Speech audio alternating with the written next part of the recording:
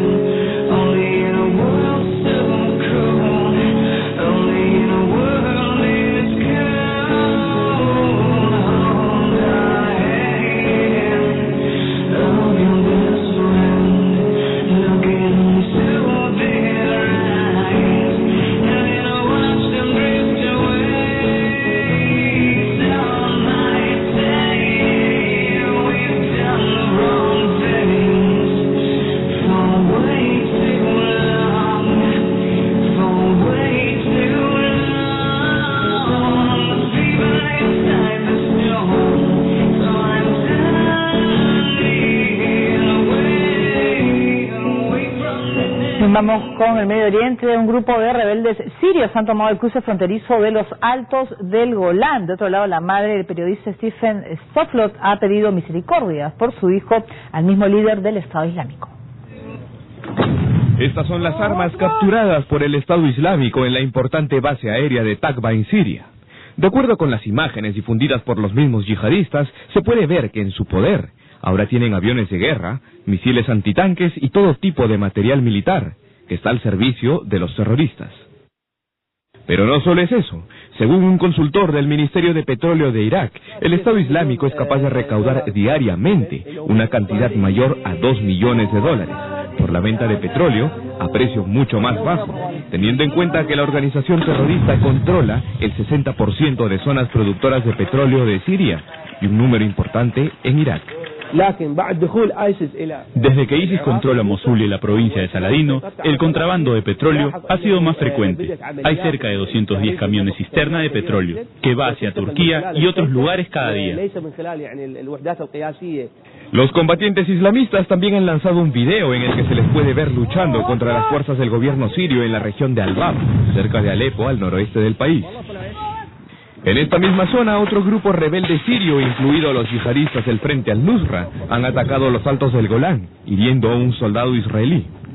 Poco después del incidente, los medios de comunicación informaron que los rebeldes se ocuparon del paso fronterizo de Quneitra. De otro lado, visiblemente afectada, la madre del periodista de Time, Stephen Stofflot, amenazado por el Estado Islámico, difundió un video para pedirle al líder de la organización, Abu Bakr al-Baghdadi, misericordia por la vida de su hijo, asegurando que él es un periodista inocente y que nada tiene que ver con las decisiones que tome el gobierno de Estados Unidos. Muy bien, y mientras sigue pues la amenaza del Estado Islámico, Obama busca una coalición también en su propio gobierno para poder saber cuál va a ser la ofensiva en Siria, ¿no? Creo que también necesita el respaldo del Congreso para poder actuar.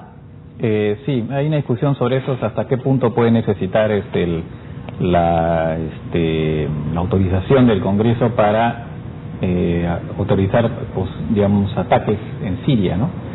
En todo caso, por lo pronto ya ordenó que hayan estos drones, ¿no?, de vigilancia que ya están sobrevolando Siria, y en paralelo está tratando también de reunir una coalición a nivel internacional con varios países para tener tener apoyo. Incluso espera que Gran Bretaña y Australia participen de una eventual ofensiva aérea, ¿no?, de bombardeos que se puedan dar en Siria, y además otros países como de los más diversos por lo demás, ¿no?, Dinamarca, Croacia, Albania, que participen en lo que se refiere a la provisión de armas a los kurdos. De hecho, algunos ya lo están haciendo, ¿no?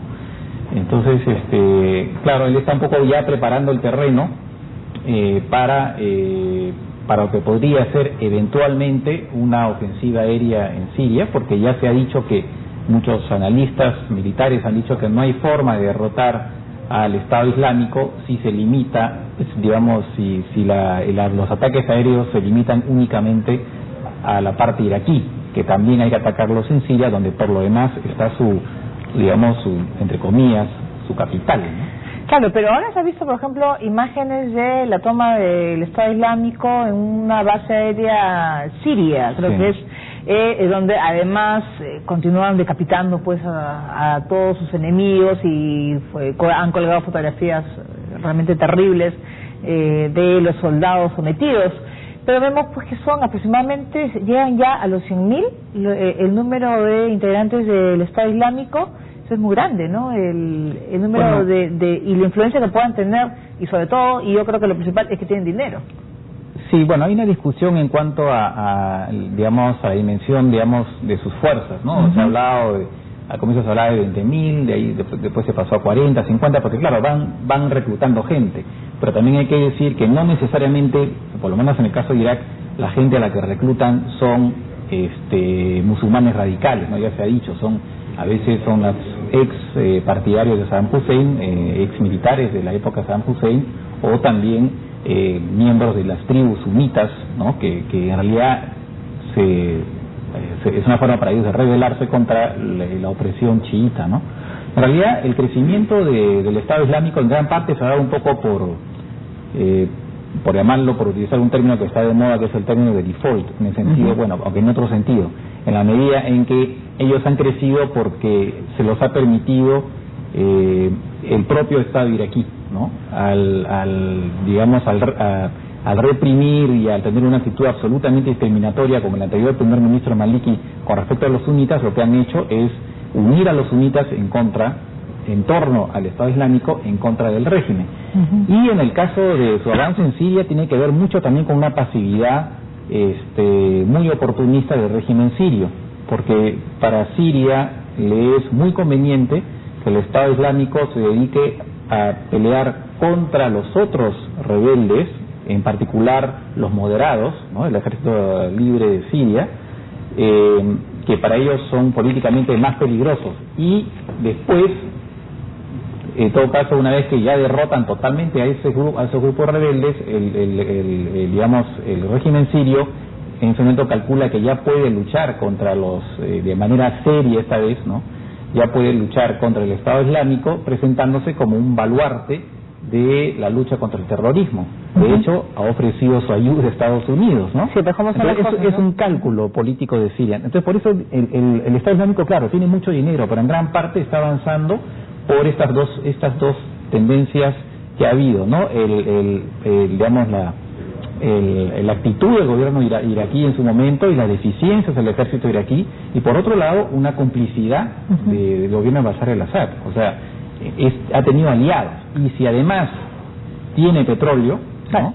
Y además se dice que incluso el gobierno sirio le está comprando petróleo al Estado Islámico, porque lo compra muy barato y lo revende después, ¿no? Entonces la actitud de Bashar al-Assad con respecto al Estado Islámico es muy ambivalente, ¿no? Bueno, ahora lo que pasa es que ya de repente la cosa se le escapa de las manos, ¿no? Claro, porque pueden resultar de repente hasta luego amigos ahora y claro, enemigos después. Tanto como amigos no sé, pero en todo caso aliados por el momento, ¿no? Porque Siria tiene una fuerza aérea que está utilizando muy poco bombardea mucho más a los otros rebeldes y mucho menos hasta ahora, por lo menos, al Estado Islámico, ¿no? Entonces, en realidad el Estado Islámico ha crecido en gran parte por eso, ¿no? Así es, y precisamente Naciones Unidas ha acusado al gobierno de Bashar al-Assad de ser el responsable de los ataques con cloro contra los civiles. Además, aseguran que los yihadistas del Estado Islámico reclutan combatientes desde los 14 años. Naciones Unidas ha acusado directamente al gobierno sirio y al Estado Islámico por los crímenes de guerra cometidos contra civiles inocentes en los últimos meses de conflicto. En base a las pesquisas de su equipo de trabajo, Paulo Piñeiro, presidente de la Comisión Investigadora sobre Siria de Naciones Unidas, señaló que el Estado Islámico tiene grandes campos de entrenamiento en donde niños desde los 14 años son reclutados para combatir en las filas del yihadismo. En tanto, responsabilizó a las fuerzas del gobierno de Bashar al-Assad por el lanzamiento de bombas de barril en zonas de civiles, incluyendo los ataques de cloro en abril, así como homicidios, torturas y otros crímenes.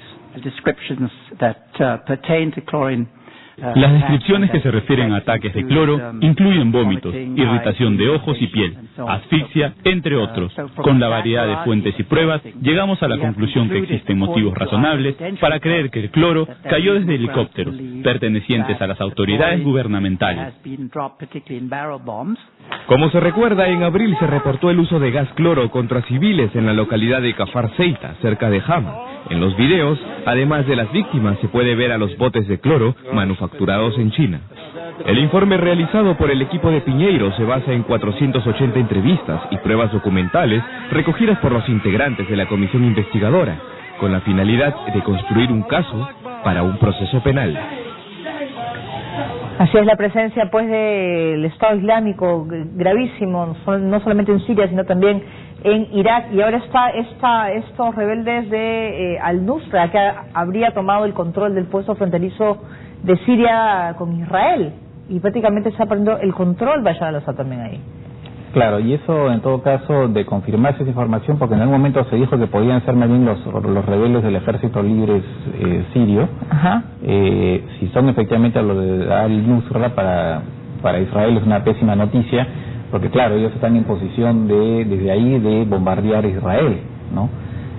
Bueno, de hecho han habido, Israel de alguna forma ha sido ya alcanzado, aunque básicamente por disparos fortuitos, ¿no? En la mayoría de los casos, que han caído obuses, ¿no? Han habido fuego de artillería que ha caído en territorio israelí y que ha sido replicado rápidamente por el ejército de Israel, que considera que en todo caso el responsable de todas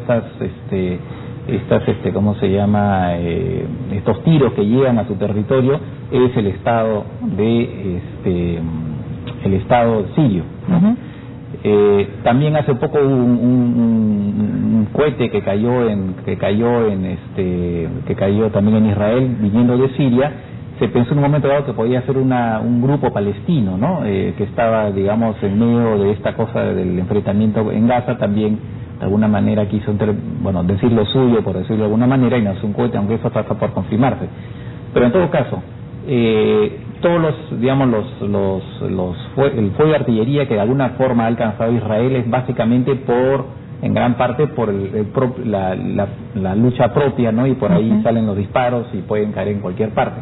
Pero claro, si ya es un grupo islámico radical como Al-Nusra, o más adelante pudiera ser el Estado Islámico, ahí sí los israelíes tendrían que preocuparse, porque ahí sí ellos iban a estar muy, motivados para lanzar ataques contra Israel.